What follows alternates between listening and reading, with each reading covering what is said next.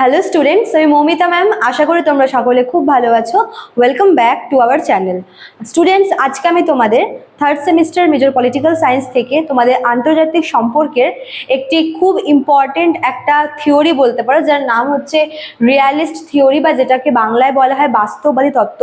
তো এটা হচ্ছে আন্তর্জাতিক পলিটিক্সে খুবই ইম্পর্টেন্ট একটা থিওরি, এবং আজকে তোমাদের আমি এটার উপরেই ক্লাস নেব। খুব বড় হবে না ক্লাসটা, কেননা এখানে আমি তোমাদের শুধুমাত্র এর ব্যাপারে একটা সংক্ষিপ্ত একটা ধারণা দেব। এটার উপরে আজকে ক্লাসটা হবে। 3 মার্কসের বলতে পারো যে এটা মেইনলি 3 মার্কস একটা টিকা মতো করে আসতে পারে, ঠিক আছে। এবং এর সঙ্গে সম্পর্কিত আরো যে নোটসগুলো আছে বা টপিকগুলো আছে, মনে করো যে এই রিয়ালিস্ট থিওরির সাথে মানে এর সীমাবদ্ধতা বা এর উদ্দেশ্য, এই সব কিছু আমি নেক্সট ক্লাসে তোমাদের সঙ্গে আলোচনা করব, ঠিক আছে। আজকে শুধুমাত্র এই থিওরিটা বলতে কি বোঝো এবং এটা কি ক্ষেত্রে এই থিওরি প্রয়োজন হয়, এবং এই থিওরির আর কি কারা কারা দিয়েছেন, কোন কোন রাষ্ট্রনীতিবিদরা, তো আজকে ওটার উপরেই ক্লাস হবে। তো ক্লাসটি শুরু করার আগে বলে রাখি যে যারা এখনো আমাদের অনলাইন ক্লাসে জয়েন করোনি বা যারা ভাবছো যে পরে এক্সামের আগে জয়েন করব, তাদেরকে আমি বলে রাখি যে দেখো, তোমাদের যেহেতু অনলাইন ক্লাস আমরা ইউটিউবে তো আমরা ভিডিও দিই, সে সঙ্গে কিন্তু অনলাইন ক্লাসগুলো হয়।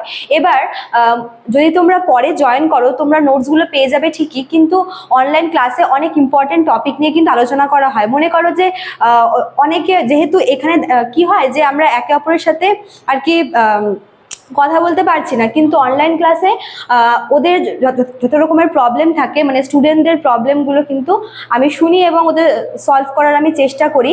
তো সেখানে আরও অনেক আনুষঙ্গিক আরও অনেক কিছু কিন্তু আর কি ডিসকাস করা হয়, যেগুলো তোমাদের এক্সামের জন্য ইম্পর্টেন্ট। তাই তোমাদের আমি বলছি যে তোমরা যদি জয়েন করতেই চাও, তোমরা কিন্তু এরই মধ্যে জয়েন করে যেও, কেননা ক্লাস আমাদের খুব ফাস্ট আমরা এগোচ্ছি এবং টপিকও কিন্তু ডিসকাস করা চলছে, নোটসও প্রোভাইড করা হয়ে গেছে। আর যদি তোমরা জয়েন করতে চাও, তোমরা আমাদের অফিসিয়াল নাম্বারে যোগাযোগ করে নিও। আমাদের অফিসিয়াল নাম্বার তোমরা জানোই, রোজই বলি, আজকেও বলছি, দুটো আছে। একটা হচ্ছে 6295916282, আর একটা হচ্ছে 7076398606। দেখো দেওয়াও আছে এখানে নাম্বার দুটো, তোমরা যে কোনো একটি নাম্বারে কিন্তু যোগাযোগ করতে পারো আমাদের সাথে, ঠিক আছে। চলো দেরি না করে শুরু করে দিই আজকের ক্লাসটি।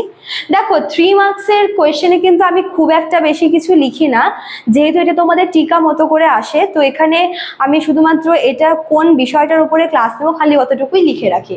দেখো রিয়ালিস্ট থিওরি বা বাস্তবিক তত্ত্ব বলতে কি বোঝো।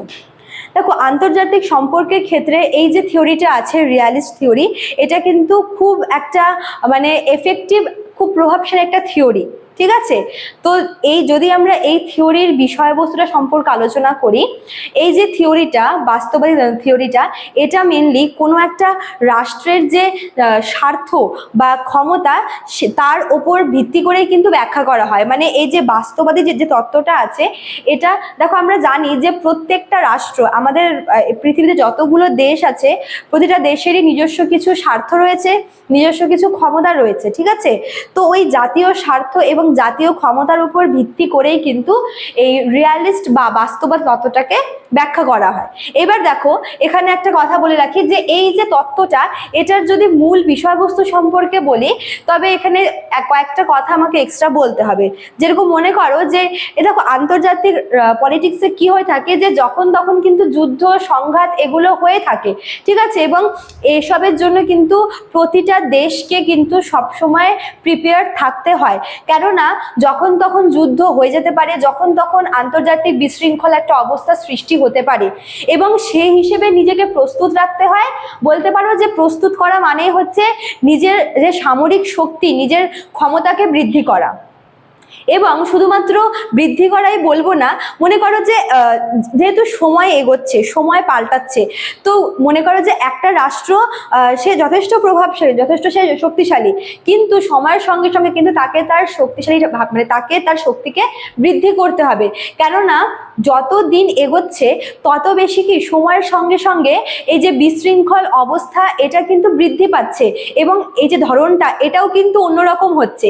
এবং দেখা যায় যে আজ থেকে 10-12 বছর আগে বা 20-30 বছর আগে যেরকম অবস্থা ছিল বা যেরকম অবস্থায় যে কোনো সমস্যার সমাধান করা গেছে, সমস্যার মোকাবিলা করা গেছে, বর্তমান যুগে কিন্তু ওই সময়কার ক্ষমতা নিয়ে কিন্তু এখনকার বর্তমান পরিস্থিতিকে সামলানো কিন্তু দায় হয়ে যায়। এক্ষেত্রে কি করতে হয়, সময়ের সঙ্গে সঙ্গে নিজের ক্ষমতা এবং নিজের শক্তিকেও কিন্তু বৃদ্ধি করতে হয়। এটাই হচ্ছে বাস্তবতার তত্ত্ব, যেখানে বলা হয়েছে যে যুদ্ধ সংঘাত এগুলো হচ্ছে খুবই কমন ব্যাপার, ঠিক আছে। এবং আন্তর্জাতিক রাজনীতির ক্ষেত্রে এই জিনিসগুলো এতটাই বেশি কমন হয়ে গেছে যে সবসময় প্রতিটা দেশকেই যুদ্ধের জন্য কিন্তু সবসময় রেডি থাকতে হচ্ছে, ঠিক আছে। এবং এই রেডি থাকাটার মানেই হচ্ছে নিজের ক্ষমতাকে বৃদ্ধি করা, যাতে করে যে কোনো রকমের সমস্যার সমাধান করতে পারা যায়। এবার দেখো, এই যে যুদ্ধ, এই যুদ্ধের কারণটা কি, যুদ্ধটা হচ্ছে কেন? দেখো, প্রতিটা দেশই কিন্তু নিজেকে শক্তিশালী প্রমাণ করতে চায়, এটা একটা রাজনীতি। এখানে প্রত্যেকে যেরকম একে অপরের সাথে উপরে উপরে একটা মিল দেখায়, ভেতরে ভেতরে কিন্তু অনেক সংঘাত চলে, একটা ঠান্ডা লড়াইয়ের মতো একটা চলে, ঠিক আছে, যেটা কেউ প্রকাশ করতে চায় না। এবং প্রত্যেক দেশই কিন্তু চায় যে নিজেকে সব থেকে বেশি পাওয়ারফুল, সব থেকে বেশি প্রভাবশালী প্রমাণ করতে, এবং তার জন্য তারা একটাই উপায় বেছে নেয়, সেটা হচ্ছে যুদ্ধ বা সংঘাত। তো এই যুদ্ধ, এই যে আগত একটা বিপদ, এর জন্য কিন্তু প্রতিটা দেশকেই প্রিপারেশন নিয়ে থাকতে হয়, নিজের ক্ষমতাকে, নিজের শক্তিকে বৃদ্ধি করতে হয়। আর এটাই হচ্ছে বাস্তববাদী তত্ত্ব বা রিয়েলিস্ট থিওরি, ঠিক আছে। দেখো, এখানে আমি দুজন নাম লিখেছি, দুজন দার্শনিকের। একজন হচ্ছে ম্যাকিয়াভেলি, তোমরা এর নাম শুনেছো। ম্যাকিয়াভেলি হচ্ছে খুবই একজন দার্শনিক প্লাস হচ্ছে রাজনীতিবিদ। আরেকজন হচ্ছে তোমার থমাস হবস। এরা দুজন মেনলি কিন্তু এই তত্ত্বে বিশ্বাসী ছিলেন, এবং তারা মনে করেন যে আসলেই মানে যদি আন্তর্জাতিক বিশ্বে যদি টিকে থাকতে চাও, তাহলে কিন্তু নিজেকে সবসময় যে কোনো যুদ্ধের জন্য, সংঘাতের জন্য নিজেকে সবসময় রেডি রাখতে হবে, এবং সর্বোপরি নিজের ক্ষমতাকে, নিজের শক্তিকে কিন্তু বৃদ্ধি করতে হবে, ঠিক আছে। তো স্টুডেন্টস, এটাই ছিল তোমাদের আজকের ক্লাসটা, ঠিক আছে। খুব বেশি কিছু এখানে বলার নেই। আশা করি মেন পয়েন্টটা তোমরা বুঝতে পেরেছো যে কোন বিষয়ের ওপর আমি বলছি। এখানে বলা হয়েছে যে প্রতিটা দেশকে নিজের শক্তি এবং ক্ষমতাটাকে বৃদ্ধি করতে হবে, কেননা যে কোনো সময় কিন্তু বিপদ চলে আসতে পারে, ঠিক আছে। এবং নিজের ক্ষমতাটাকে বৃদ্ধি করার প্রয়োজনে তখনই পড়ে যখন কোনো দেশ নিজেকে সবার থেকে শক্তিশালী প্রমাণ করতে চায়। তো আজকে এতটুকুই ছিল আজকের বিষয়বস্তু। আশা করি তোমরা বুঝতে পেরেছো। ভালো লাগলে অবশ্যই লাইক কমেন্ট করবে, শেয়ার করবে। দেখা হচ্ছে নেক্সট ক্লাসে। Thank you.